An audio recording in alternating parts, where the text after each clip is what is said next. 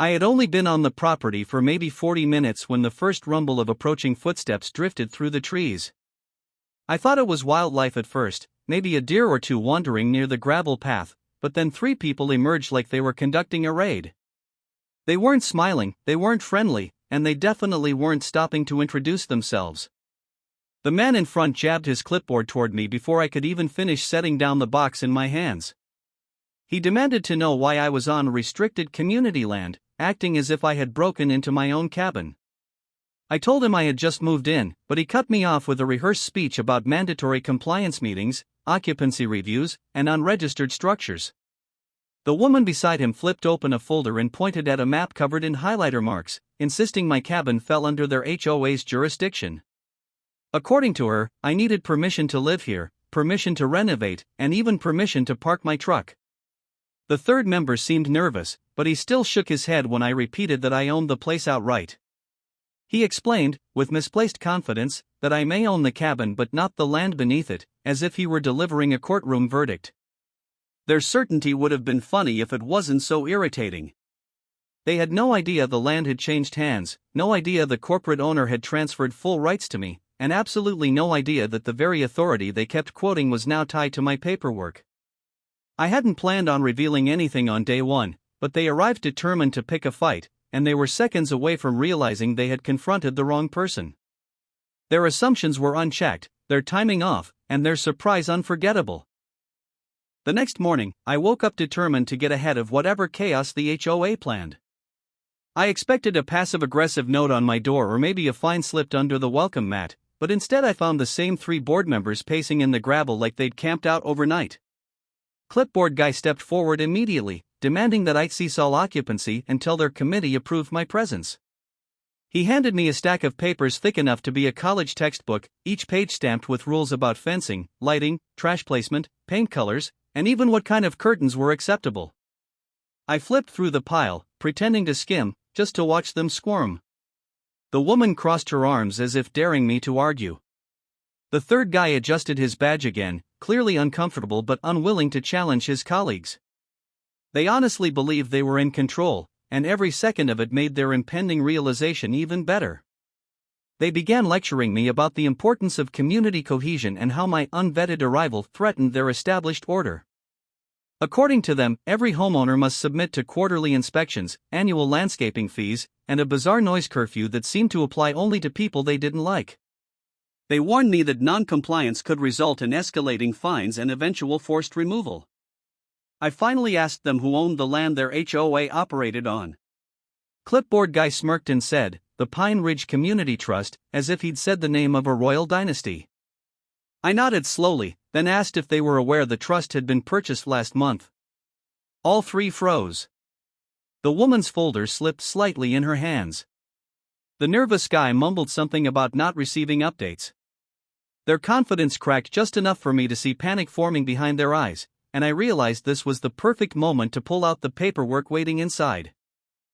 I went back inside the cabin, letting the door swing shut behind me just long enough to make the HOA trio wonder if I was calling backup.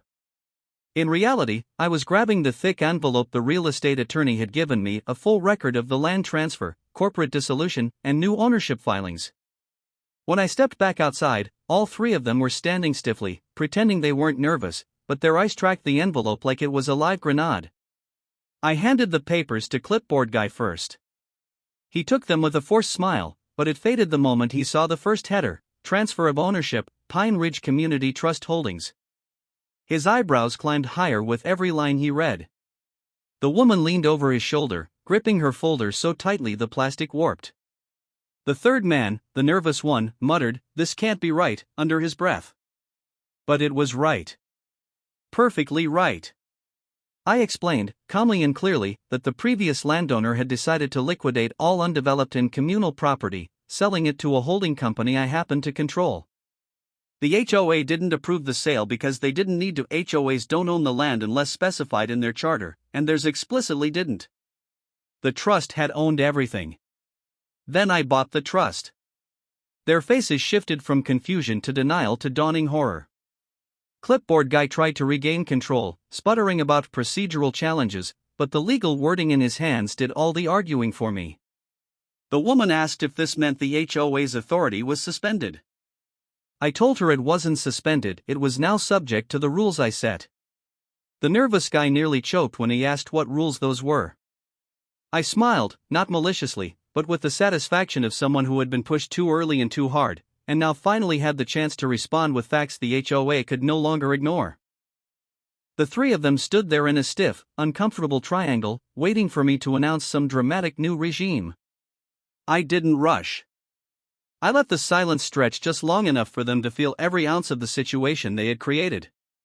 Finally, I told them the first and most important rule: no HOA enforcement could continue on land they did not own or control.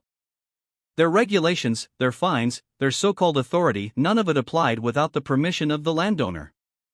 And that landowner was me. The woman's jaw clenched so hard I thought her teeth might crack. Clipboard guy sputtered something about community integrity, but the words didn't carry the same smug tone he'd used the day before. The nervous guy actually took a step back, as if physical distance might somehow soften the legal impact. I explained that I wasn't planning to dismantle their HOA entirely, but they would need to operate under revised guidelines that prevented them from harassing residents, inventing fines, or abusing their positions. They didn't take it well. Clipboard guy flipped through the documents again, hoping to find some loophole that would magically return his power. The woman demanded a meeting with the entire board, insisting they needed to clarify misunderstandings, but there was no misunderstanding at all. The paperwork was ironclad. The signatures were verified. The transfer was complete. I told them I expected a written acknowledgement from the full board within the week. That simple requirement nearly sent Clipboard guy into orbit.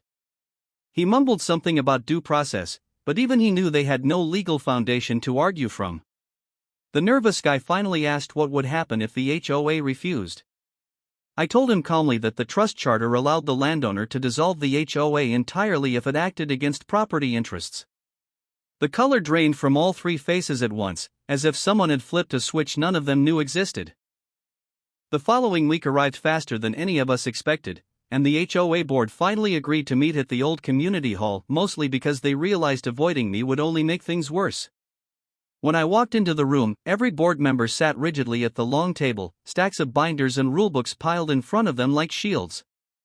Clipboard guy looked exhausted, the woman's lips were pressed into a thin, permanent line, and the nervous man seemed even more anxious than usual, tapping his foot so fast it shook the table. I placed my folder on the table without sitting.